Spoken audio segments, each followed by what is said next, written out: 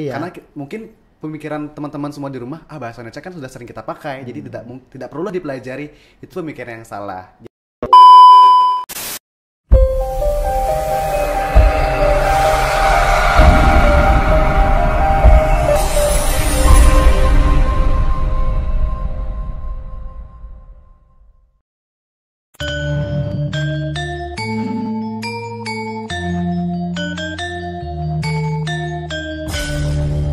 Balai Bahasa Provinsi Bali melayani dengan cinta. Salam bahasa, sahabat bahasa di mana saja sahabat bahasa berada. Senang sekali saya Nyoman Sutrisna dapat hadir kembali menemani sahabat bahasa dalam program Bincang Bahasa dan Sastra, sebuah program yang digagas oleh Balai Bahasa Provinsi Bali untuk menyampaikan informasi kebahasaan dan kesasaan kepada masyarakat. Program ini disiarkan melalui studio Subasita Balai Bahasa Provinsi Bali. Sahabat bahasa, Duta Bahasa merupakan perwakilan generasi muda, anak muda yang memiliki kepedulian terhadap bahasa, sastra maupun literasi. Di studio Subasita saat ini sudah hadir salah satu anggota dari Paguyuban Duta Bahasa Provinsi Bali. Beliau adalah I Gede Sumitra Jaya, biasanya dipanggil Detra dan dikenal juga sebagai Detra. Begitu ya Detra ya? Betul Pak Man. Ya. Detra apa kabar Detra? Baik pasti ya? Baik. Baik. Pak Man bagaimana? Maunya bilang tidak baik, tapi harus baik ya. Iya, harus baik. Harus baik. Saat pandemi begini kita harus baik. Betul. Detra, tadi saya lupa Detra itu Duta Bahasa tahun berapa Detra? Tahun 2019. 2019. Iya, 2019. Saya ingatnya Detra itu Duta Bahasa, tapi saya kadang-kadang tidak ingat tahun berapa. Saking banyaknya ya. Ya, karena banyak ya Duta Bahasa itu ya. Detra 2019 menjadi Duta Bahasa. Sudah tahu Duta Bahasa itu dari tahun berapa? Apakah saat itu baru tahu langsung? Sejujurnya iya. Baru tahu karena ada salah satu teman saya yang menjadi yang Duta merupakan Bahasa. Duta Bahasa. Oke. Kenapa jadi ikut Duta Bahasa kemarin?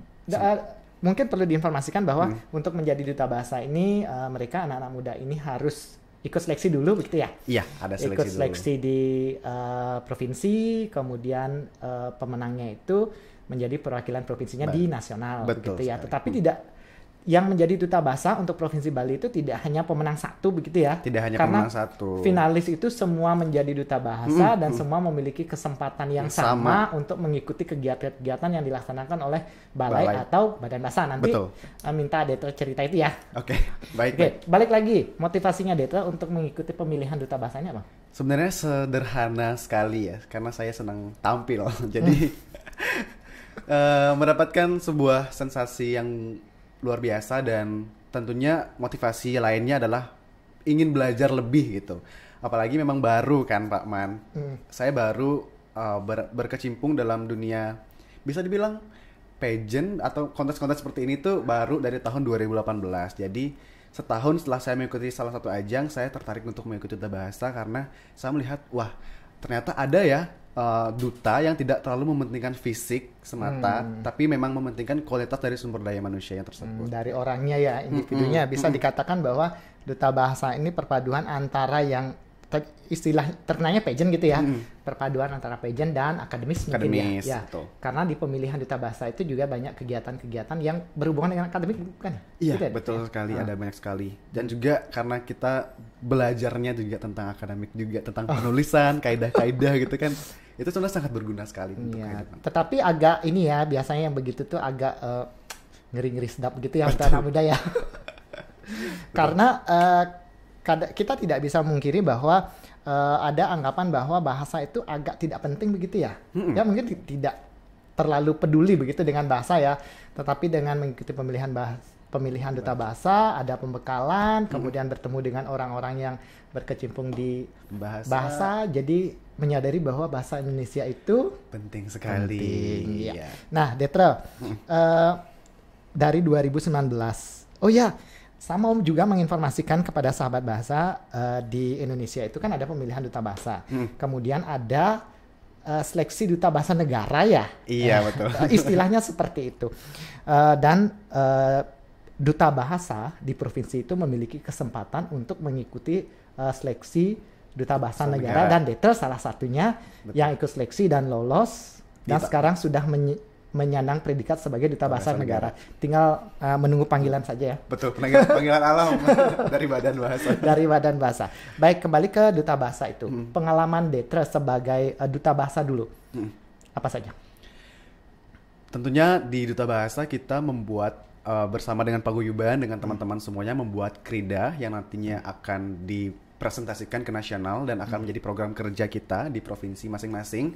Jadi programnya itu apa? Programnya itu lebih terkait tentang kebahasaan dan literasi. Bagaimana kita meningkatkan kemampuan berbahasa Indonesia yang baik dan benar. Pokoknya trigater bahasa dan ada namanya trigater bahasa, Paman. Seperti yang Utamakan. itu, yang selalu digaungkan oleh Balai Bahasa dan juga Duta Bahasa. Ya. Utamakan bahasa Indonesia, lestarikan bahasa daerah, dan kuasai bahasa asing. Jadi ketiga bahasa itu memiliki porsi sendiri-sendiri ya, dan harus dikuasai juga ketiganya itu. Jadi harus berjalan seimbang gitu. Dan itu juga tidak berarti bahwa seorang duta bahasa itu harus bahasa Indonesia penuh, tidak tidak seperti harus. itu ya. Iya, tidak harus. Jadi, karena ketiga komponen bahasa itu juga harus dikuasai ya. Iya, betul. Gitu ya. Balik lagi ke pertanyaan tadi ya. Pengalaman di Duta Bahasa Provinsi Bali khususnya di angkatan saya ya Pak Man. Karena saya nyela lagi nih, nyela terus. Karena setiap tahun itu program yang Duta Bahasa rancang itu berbeda-beda kan biasanya Detra ya. Sekarang untuk tahunnya Detra apa saja waktu itu? Waktu itu mengangkat program yang namanya Kadek BIPA. Jadi sebuah pembuatan kamus untuk pembelajar BIPA, bahasa Indonesia bagi penutur asing gitu. Jadi dibuatkan kamus versi audio yang terdiri dari 3 bahasa. Jadi contohnya ada misalnya kata makan, bahasa Indonesia makan, bahasa Balinya ngajeng, bahasa Inggrisnya it ya. Nah, yang seperti itu dipublikasikan melalui akun sosial media Duta Bahasa Provinsi Bali waktu saya. Dan juga ada salah satu program lainnya yang namanya Gempita, Karsa Gempita. Itu kedai bahasa dan sastra dan juga gema lomba reportase dan menyanyi lagu pop Indonesia.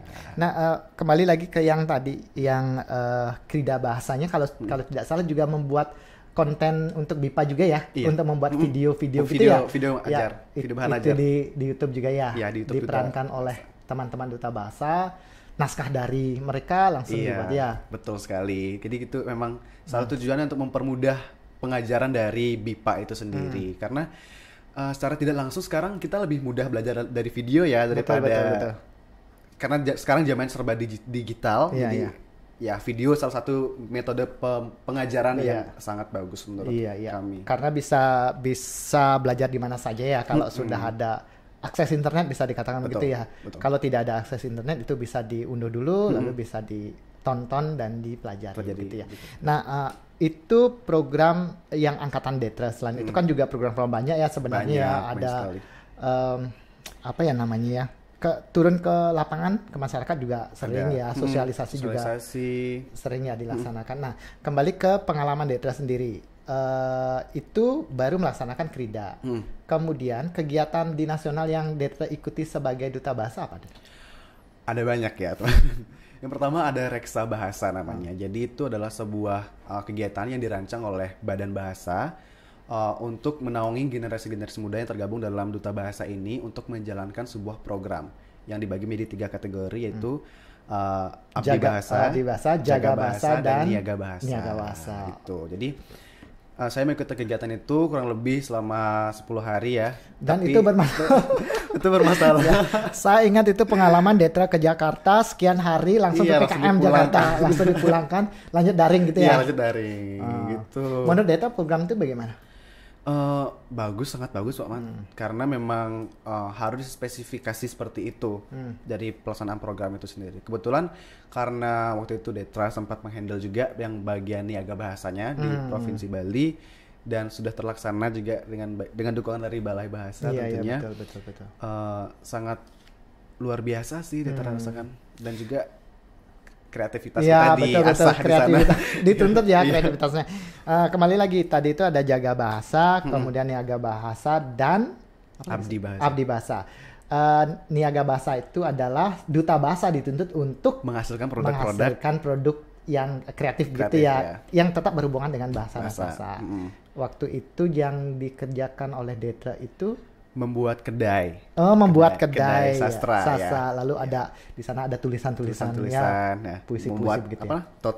tote bag gitu ya, ada tas jinjing gitu ya, yang zaman sekarang. Kemudian itu yang niaga berarti dalam tanda kutip berjualan gitu ya. Oke, kemudian ada abdi bahasa. Abdi bahasa itu kegiatan pengabdian untuk masyarakat yang kemarin dilakukan oleh Duta Bahasa dengan mendongeng di salah satu rumah sakit. Bentuknya menyosialisasikan bahasa begitu ya. Betul. Ya, dan banyak juga yang kalian lakukan, ada yang turun ke SD, sekolah-sekolah yang di Trunyan dulu pernah kan, yang seperti itu. Lagi satu, jaga bahasa. Jaga bahasa lebih ke menjaga eksistensi bahasa Indonesia di ruang publik. Betul, seperti yang kita ketahui, Bali saat ini memang concern dari pemerintah sendiri lebih ke bahasa daerah ya. Nah, sekarang bagaimana tugas dari Duta Bahasa itu sendiri menyeimbangkan agar posisinya betul melihat bahasa di ruang publik juga pemertahanan bahasa daerah juga mungkin ya menjaga bahasa itu supaya tetap ada. Baik, nah itu yang Duta Bahasa. Sudah tuh programnya sudah dilaksanakan. Nah, kemudian lanjut lagi sedikit. Seperti tadi saya sampaikan bahwa pemenang satu dari Duta Bahasa itu adalah menjadi perwakilan dari angkatan itu untuk mengikuti pemilihan Duta Bahasa tingkat nasional. Tetapi dia kan bukan juara satu waktu itu ya, tetapi memiliki kesempatan yang sama juga untuk melakukan apapun ya kegiatan di Badan Bahasa gitu ya. Termasuk salah satunya adalah seleksi Duta Bahasa Negara. Betul ya? Nah, untuk sahabat bahasa ketahui, Duta Bahasa Negara itu adalah mereka yang terpilih untuk menjadi Duta Bahasa di luar negeri untuk mengajarkan bahasa Indonesia. Guru BIPA di luar negeri begitu ya. Nah, gimana tuh prosesnya? Waduh, panjang sekali.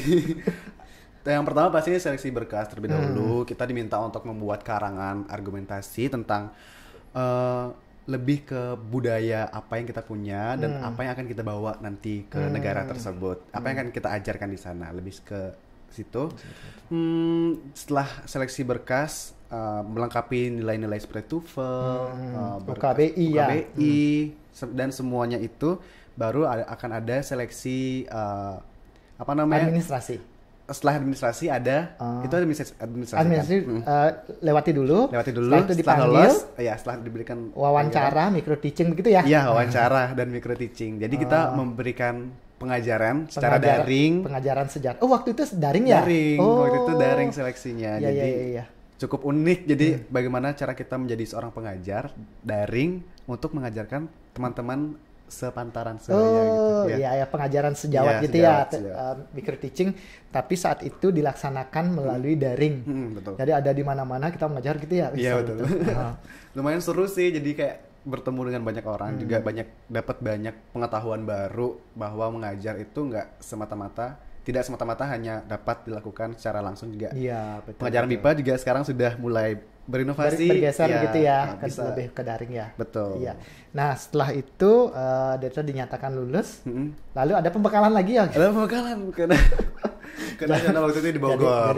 Ya. Di Bogor, di situ belajar banyak sekali dan tentang budaya. dapat ilmu baru juga ya pastinya. Pasti ya. Belajar tentang budaya, belajar membatik, belajar menggambal, nari, semuanya deh. Supaya bisa dijadikan bahan ajar atau disampaikan nanti saat kita berada di luar negeri ya. Betul. Yang paling penting adalah di sana belajar membuat RPP. Rencana pengajaran gitu ya. Itu yang mungkin baru ya. Kalau teman-teman yang guru kan sudah biasa begitu. Tapi untuk pengajaran BIPA luar negeri ini juga banyak yang mereka yang bukan latar belakang guru ya, jadi harus belajar. Sebenarnya saya lulusan administrasi negara. Iya. Tapi kan duta bahasanya benar-benar dipakai di sana ya. Betul. Karena memang itu berjenjang ya, bisa dikatakan lanjutan ini. Betul. Nah, sudah sekarang posisi Deta sudah menjadi duta bahasa negara, jadi tinggal menunggu karena pandemi ini ya, sepertinya yang menyebabkan aktivitas pengajaran ke luar negeri agak terhambat begitu ya. Mungkin nanti kalau mudah-mudahan ke depan pandemi tidak panjang lagi, sudah seperti biasa, nanti Desa bisa mau kemana sih? Ke negara mana sih? Pengennya sih kayak yang deket-deket saja. Dekat-dekat saja. Ya Itali lah. Itu Pak Aman dong. Yang dekat-dekat Thailand lah. Thailand lah ya. Thailand lah. Target saya dulu Australia Thailand. gitu biasanya. Australia. Oke. Ya, mudah-mudahan ya nanti ditempatkan negara itu. Amin. Bukan ditempatkan di Inggris, tempatkan di Amerika. Takut. Takut sekali. Oke ya. Kalau Itu termasuk suka atau duka sih ikut yang begitu? Suka ya? Suka. Suka. Jujur sekali ikut duta bahasa tuh lebih banyak sukanya teman-teman. Lebih banyak suka daripada duka. Dukanya tuh mungkin lebih ke waktu ya mungkin. Iya, waktunya dan juga teman-teman yang memiliki kesibukan. Kalau misalkan ada membuat program kerja gitu, teman-teman tidak semuanya bisa bergabung. Ya, terlibat ya. Ya, sedih di sana jadi tidak bisa berkumpul. Karena tujuannya kan di sini duta bahasa adalah berkumpul dan membuat program, laksanakan program itu ya. Bermain sambil belajar gitu. betul bermain. Nah, selain itu sukanya apa lagi? Banyak sekali Pak Man. Dan menjalin jejaring di tingkat nasional mungkin ya, itu juga menjalin jejaring di tingkat nasional, dapat ilmu baru, jadi belajar tentang kebahasaan juga, belajar tentang kaidah-kaidah penulisan yang sangat penting dalam saya waktu itu sebagai mahasiswa gitu. Jadi terpakai sekali dalam menulis skripsi, menulis jurnal dan juga akhirnya berguna dalam saya bekerja. Nah itu yang mau saya tanyakan. Peran duta bahasa, Detra menjadi duta bahasa, banyak yang Detra dapatkan gitu. Detra juga sebagai remaja. Menurut Detra itu apa sih fungsi dari menjadi duta bahasa terhadap dunia remaja? Terhadap dunia remaja ya, tentunya mendewasakan diri, Pak Man. Lebih ke kita di sini tuh berkumpul dengan orang-orang hebat dari seluruh Bali ya, yang sudah diseleksi sedemikian rupa, dan di sini kita bisa berbagi ilmu, berbagi informasi. Jadi bisa mendapatkan, jika yang saya rasakan proses pendewasaan saya di sini sangat banyak sekali. Dari yang dulunya belum mengetahui tentang bagaimana cara menghandle diri sendiri, jadi sekarang bisa bertemu dengan orang-orang, jadi tahu bagaimana cara menyingkapi orang, tahu cara berkomunikasi dengan orang, tahu cara menyosialisasikan sesuatu kepada orang lain gitu. Jadi saya belajar banyak di sini. Itu menurut saya proses yang wajib diketahui oleh generasi muda, dan siapa tahu kalian di rumah ingin bergabung dan ingin memiliki pengalaman yang sama dengan Detra mungkin ya, dan ingin memiliki pengalaman yang sama, bisa sekali bergabung dengan kami di Duta Bahasa. Nah, Detra juga sudah bekerja. Berfungsi tidak posisi menjadi duta bahasa di dunia kerja? Posisi Detra sebagai apa ya dulu? Sebagai public relations dan media. Memang harus berhubungan dengan orang itu ya? Iya, kebetulan juga waktu itu kan saya jadi duta bahasa Warta ya Pak Man. Oh iya. Itu sangat berguna dalam pekerjaan saya sebagai seorang public relations dan social media admin, dan juga saya juga sering mengambil pekerjaan sebagai KOL atau Key Opinion Leader atau influencer ya, kalau istilah kerennya gitu. Kerennya sekali. Iya, itu sangat berguna. Detra, pemengaruh belum terkenal ya kata itu. Katanya ya? Belum sih. Tapi sudah ada kata itu ya, tapi ada. memang belum terpakai luas ya. Iya, bahasa Indonesia pemengaruh ya. Pemengaruh ya, oke. Menurut Detra, seorang pemengaruh, seorang influencer itu perlu tidak untuk memperhatikan bahasa itu? Sangat perlu, karena apapun yang dilakukan oleh pemengaruh tersebut akan dilihat oleh banyak orang kan Pak. Dan akan diikuti ya? Dan akan diikuti, sangat mudah untuk diikuti, karena misalnya pengaruh tersebut lagi sedang tidak bagus kondisi moodnya saja, itu sangat mempengaruhi bagaimana dia berinteraksi dengan para pengikutnya. Jadi suasana juga di sosial media yang terbawa gitu. Jadi contoh deh, pasti ada pemengaruh yang memiliki vibes yang positif dan negatif. Ya, betul. Itu salah satunya adalah dengan kata-kata, dengan bahasa yang disampaikan. Betul. Memang seharusnya seorang influencer, pemengaruh itu memang harus membekali diri dengan penggunaan bahasa yang baik. Karena mereka merupakan orang yang memiliki peranan penting untuk menyosialisasikan bahasa gitu ya. Kalau bahasa mereka tidak baik, secara tidak langsung pengikut mereka juga akan seperti itu. Betul. Begitu ya. Saya sering sekali diserang, kok bahasanya kok gini. Begitu. Karena sudah terbiasa menggunakan bahasa formal, tiba-tiba menggunakan bahasa yang informal, jadi terdengar aneh pastinya. Betul. Hanya kebiasaan diri saja sih itu Detra ya. Iya. Terus balik lagi ke pekerjaan tadi Pak Man ya. Saya bekerja sebagai public relations juga, yang pekerjaan sehari-harinya adalah membuat dan menulis press release, takarir. Betul. Di sana saya mengikuti duta bahasa. Fungsinya itu ya? Ya, mengetahui banyak sekali kosakata baru dan kaidah-kaidah penulisan tersebut. Jadi ketika saya menulis press release, bahasa yang saya sampaikan jadi lebih mudah dimengerti. Betul. Karena ada teori-teori yang diberikan juga di duta bahasa. Karena aturan kebahasaan dipakai di sana ya. Iya, dipakai di sana. Kita tidak bisa mungkiri bahwa banyak akun-akun besar itu penggunaan bahasanya masih, mohon maaf sekali ya, masih belum tepat begitu. Betul. Ya. Dan masyarakat kita juga tidak sadar bahwa itu salah karena terbiasa dengan yang salah itu kan, jadi kita tidak sadar itu salah atau benar begitu ya. Betul. Oke, jadi memang harus seorang pemegang akun itu memang penguasaan bahasanya harus bagus ya, harusnya ya. Iya, betul sekali. Nanti kita buat pelatihan untuk itu. Sangat menarik. Setuju. Iya, teman-teman jangan lupa ikut. Betul. Nanti bolehlah nanti Duta Bahasa menggagas untuk memberi pembekalan begitu. Amin. Kita rancang dulu. Betul. Nah, Detra, kemudian pesan Detra sebagai seorang pemuda, seorang duta bahasa, seorang influencer, seorang pengaruh kepada generasi muda, teman-teman Detra yang siapa tahu mendengar, menonton dan mendengarkan kita di sini. Jadi teman-teman, pesan dari saya lebih ke dalam penggunaan kebahasaan, jangan sampai kita melupakan jati diri kita sebagai orang Indonesia yang sudah berkomitmen untuk memegang teguh bahasa persatuan bahasa Indonesia. Betul. Jadi jangan sampai kita menggampangkan dan menganggap bahasa Indonesia tidak penting. Iya, menganggap remeh bahasa kita sendiri ya. Karena mungkin pemikiran teman-teman semua di rumah, bahasa Indonesia kan sudah sering kita pakai, jadi tidak perlulah dipelajari. Itu pemikiran yang salah. Jadi masih banyak sekali yang harus kita pelajari, karena keteguhan kita sebagai seorang pemuda, sebagai seorang generasi muda itu ditentukan oleh sebagaimana pengetahuan kita tentang negara kita sendiri. Jadi salah satunya adalah dengan kebahasaan. Iya, penguasaan bahasa. Ya. Jadi sebisa mungkin dari sekarang teman-teman yang ada di rumah kita belajar bersama-sama untuk menggunakan bahasa-bahasa yang lebih ke formal, lebih ke ranah formal atau bahasa-bahasa yang baku, karena ini juga sangat berpengaruh untuk self branding atau apa bahasa Indonesianya? Pemajanan. Apa sih? Ya, self branding teman-teman di rumah sendiri untuk mendapatkan pekerjaan, untuk bagaimana teman-teman dilihat oleh masyarakat luas, itu sangat penting untuk generasi muda, karena kita generasi muda kan adalah generasi emas ya Pak Man. Iya, betul. Generasi yang akan menentukan masa depan negara kita. Ya, bangsa gitu. Jadi jangan sampai kita malah menjadi bangsa yang nengi-nengi. Bahasa deh dulu. Iya betul. Karena ada juga orang beranggapan, saya pernah membaca ada tokoh yang mengatakan bahwa negara yang tertib adalah negara yang masyarakatnya tertib juga berbahasa. Jadi kita mulai dari penggunaan bahasa kita yang tertib begitu ya. Betul. Karena bahasa Indonesia itu adalah bahasa yang mapan, sudah ada aturan-aturan yang harus diikuti. Betul. Ayo kita ikuti itu. Betul ya Detra ya. Betul, Mas. Nah, yang terakhir rencana Detra ke depan. Untuk karir, untuk karir, ya saya juga sedang menunggu panggilan dari alam dari Badan Bahasa. Iya. Untuk jika nanti ada panggilan untuk mengajarkan BIPA di suatu negara, saya akan ke sana dengan membawa misi-misi tadi itu ya. Untuk menginternasionalkan bahasa Indonesia. Dan juga sekarang saya rencananya akan menempuh studi. Melanjutkan pendidikan studi, ya. Kebetulan kemarin diberikan kepercayaan oleh Kementerian Keuangan untuk mendapatkan beasiswa. Salah satu penyebabnya adalah duta bahasa.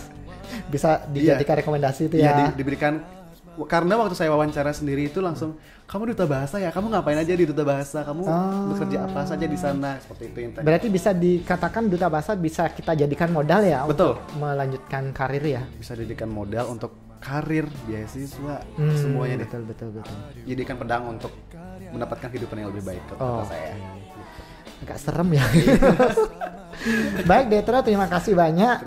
Sudah banyak berbagi pengalaman Detra. Semoga, dan saya yakin yang Detra sampaikan bisa menginspirasi sahabat bahasa, khususnya generasi muda. Baik, kita ketemu lagi nanti Detra ya. Baik. Makasih banyak Detra. Sama-sama. Ya, sahabat bahasa, demikian tadi perbincangan dengan saya bersama Igede Sumitrajaya, Detra, salah satu duta bahasa Provinsi Bali yang sudah mengikuti banyak kegiatan di duta bahasa maupun kegiatan remaja di tempat lain. Kita bertemu lagi dalam bincang bahasa dan sastra selanjutnya. Salam bahasa. Untuk kita